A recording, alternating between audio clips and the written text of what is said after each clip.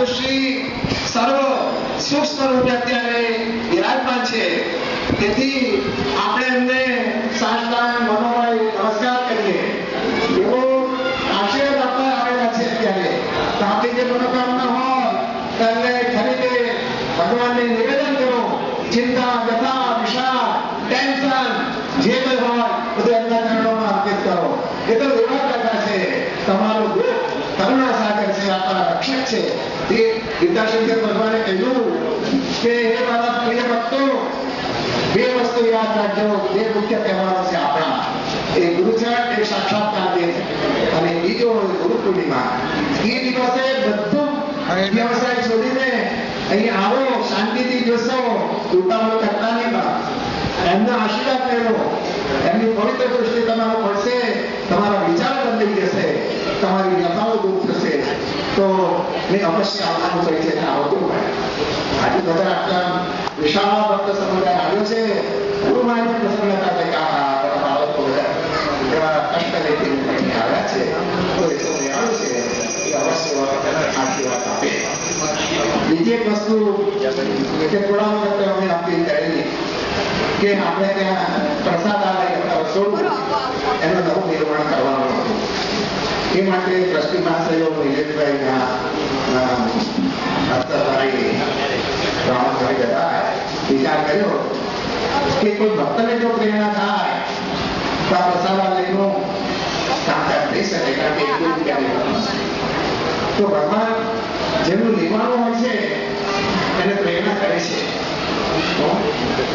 ગુરુ ગીતાશંકર ભગવાનના પ્રિય ભક્ત મણિકાકા હતા, બહુ પ્રિય ભક્ત હતા. એમની સ્થિતિ સાધારણ હતી. એકવાર ગીતાશંકર ભગવાન પ્રસાદમાં બેઠેલા, માતુશ્રીને પૂછ્યું કે આ રોટલો બનાવ્યો છે તો બાજરી કઈથી આવી છે? તો કે મણિભાઈએ મોકલી છે. તો ભગવાન કે અરે આ શું કર્યું? તાણ વાળાના તાણ કાઢી તમે. માતુશ્રીએ કહ્યું કે તાણ હોય તો આપણે દૂર પણ સમર્થ થશે. પોતે કશું બોલ્યા નહીં, પણ મનમાં નોંધ લીધી. આજે મણિકાકા અને મણિભાઈ શરીરે તો હાજર નથી, છતાં એમના પુત્રો સુપુત્રોએ ગુરુ મહારાજની આ જે રસોઈ ઘર કહીએ અથવા પ્રસાદાલય કહીએ, એનું નામ વિદ્યાશંકર મહારાજ પ્રસાદાલય રાખવું છે. અને એમના સુપુત્રો રમેશભાઈ, પછી વિનુભાઈ, રાજાભાઈ, તેમ પરિવારના અનેક સભ્યોએ લગભગ 10 લાખ રૂપિયાની સેવા કરી છે. એમને ધન્ય છે કે ગુરુમાં સેવા સ્વીકારે. આપણે જો આપણા પૈસા બરાબર હોય, પ્રામાણિકતા હોય, આપણો ભાવ હોય એ સ્વીકારે. બાકી એમને કઈ જરૂર નથી, એ તો દેવા નથી આવ્યા. તો આપણું જે સેવા સ્વીકારે છે એ આપણા ધન્ય રાખે છે. એટલે એમાં 15 લાખનો ખર્ચ છે. એ 10 લાખ રૂપિયા આ કુટુંબ તરફથી મળ્યા છે. આભાર માનીએ છે. ગુરુ ભગવાન એમનું સ્નેહ કરો, એને તૈયાર કરો. અને હજી 2.5 લાખ પ્રશ્ન આપ્યા છે. થોડું કામ બાકી છે. આ તો એમની ચિંતા છે, એનું આપણે કઈ જગ્યા. બીજું એક તકલીફ હતી, આપણી ભક્તો આગળથી આવે ત્યારે ઉતારો ક્યાં આપો. ગુરુ ભગવાન વ્યવસ્થા કરતા હતા પોતાની રીતે પાછળ. પણ હવે જમાનો બદલાઈ ગયો છે. દૂર દૂરથી લોકો આવે છે. તો હવે ટ્રસ્ટીમાં થયો, ભીમાબેનના પરિવારના સભ્યો બધા ભેગા થયા કે આપણે શું કરવું, આપણી કઈ જગ્યા પણ જોઈએ. ત્યારે રાજુભાઈ હતા, કપિલાબેન, હસરતભાઈ, વામનભાઈ કહ્યું અરે જગ્યાની શું ચિંતા કરો છો, આ ગુરુમાની જગ્યા છે, આવો એ તમે. વાહ, અમારી ચિંતા તો દૂર થઈ. ભગવાને એમને પ્રેરણા આપી. ચાલો જગ્યા તો ભગવાન આપી દીધી ભગવાનને. તો પછી પૈસા એટલી સારી છે. એ ફ્લેટ બાજુ નાનો ફ્લેટ લઈએ તો ખબર છે 15 લાખ તે રસોડું. તો એ 15 લાખની વ્યવસ્થા પણ આપણે કરવાની.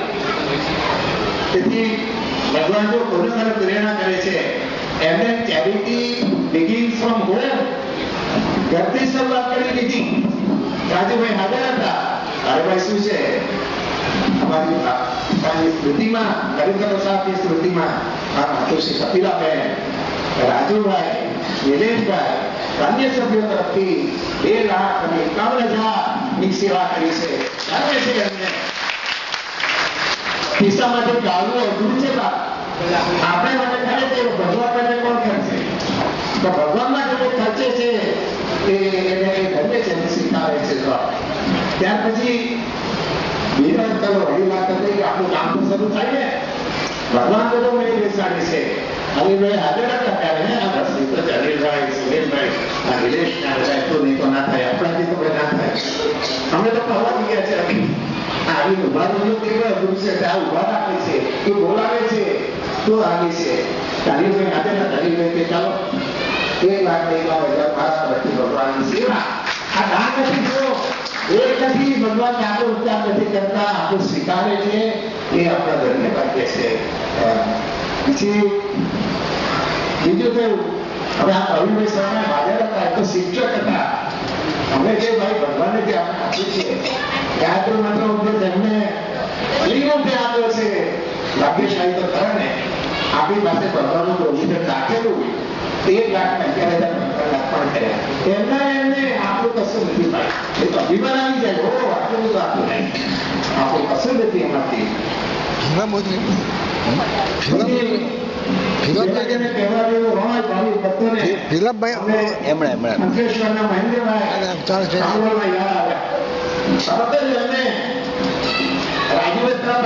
બીજે દિવસે એ પણ ભગવાન અર્પણ કરે 1,00,000 રૂપિયા.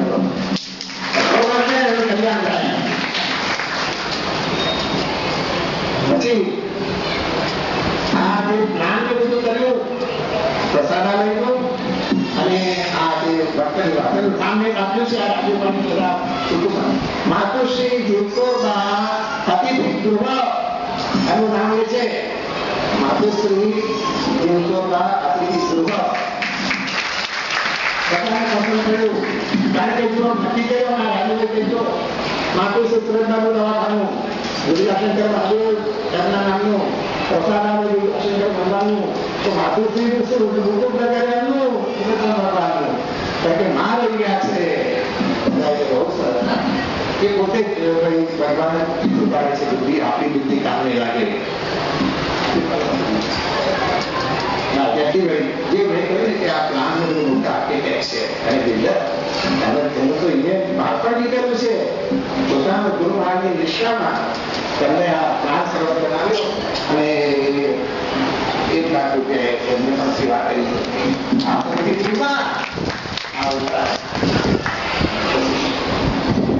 પછી 51,000 કઈ તરફ વાત કરી તો વિનુભાઈ તરત આવી ગઈ. શરૂઆતમાં કરતા ત્યાર પછી તો ઘણા ભક્તોએ 11,000 આપ્યા.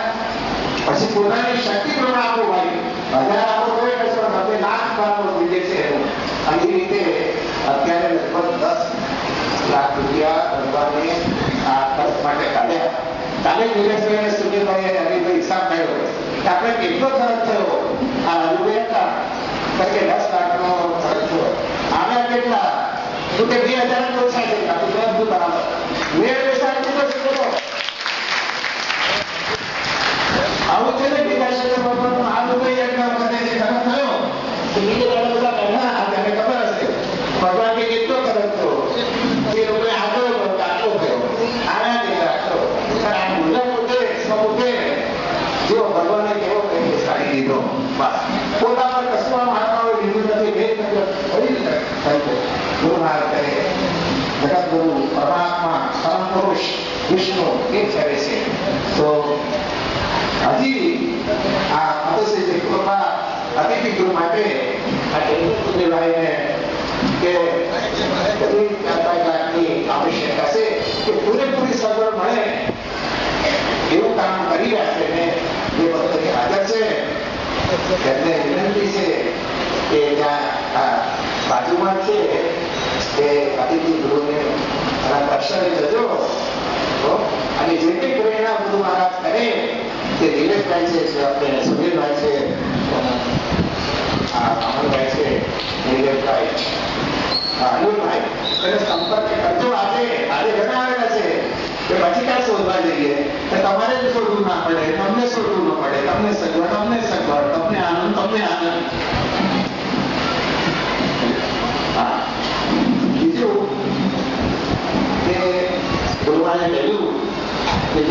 પ્રમાણે આ દિવસે ગુરુ મહારાજો પ્રસાદ ગ્રહણ કરે છે. એ ધ્યાન રાખે પોતે જાતે કોઈ પણ રૂપે આવીને રાખે તેવી શ્રદ્ધા છે. તેથી જે મારી પહોંચાડેલી પ્રેરણા થઈ એવી ઉમાશ્રીના મહેન્દ્રભાઈ, રમેશભાઈ, સુરેશભાઈ અને અશોકભાઈ પહેલા એ લોકો કહેતા કે આપણે લાડુની સેવા કરતા નામ પ્રકારની બનાવી દઈએ. તો એ લોકોને કહે ના, એમ નહીં, ભગવાન તો એવું કહે છે બધું કઈ કર, આવું અધૂરું એકલું લાડુ ખાઈને ક્યાં જઈશું હવે? એવી એ લોકોને પ્રેરણા થઈ અને મા પ્રસાદીનું મોટે ભાગે જવાબદારી સેવા એમને સ્વીકારી છે. અન્ય ભક્તો પણ સ્વીકારી છે. ગઈકાલે અતિથિ ભવનનું જે વાસુ પૂજા છે, રૂપરજ પૂજા, એ પણ સારી રીતે સંપન્ન થઈ ગઈ છે. શું જે ભક્તો અને આજે આપણા વડીલ બંધુ આપણે આગળ છે ઉમાશીષ તો ગુરુ મહારાજને વહમાન કરીએ. મહેન્દ્રભાઈ